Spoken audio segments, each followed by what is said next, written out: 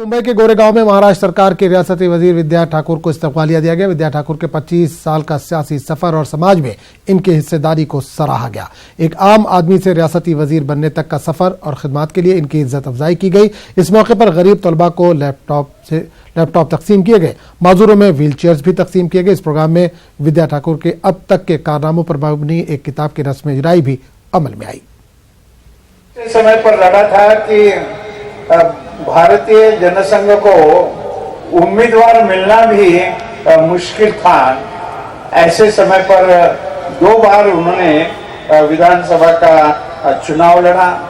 वह इस जिले के अध्यक्ष भी थे और वो दिन आज भी मेरे सामने है। मैंने उनको जो देखा है वह जयप्रकाश ठाकुर जी के शादी होने के बाद, लेकिन जयप्रकाश की शादी थोड़ी जल्दी होगी।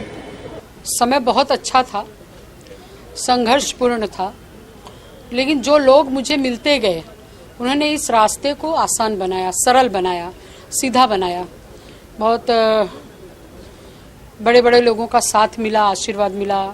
जो लोग मुझे मिले इन 25 वर्षों में, इन लोगों ने सही दिशा, सही मार्गदर्शन दिया, जिसके कारण मुझे पूरा विश्वास है कि जो महानुभाव लोग थे, इनके माध्यम से मैं यहाँ तक पहुँची और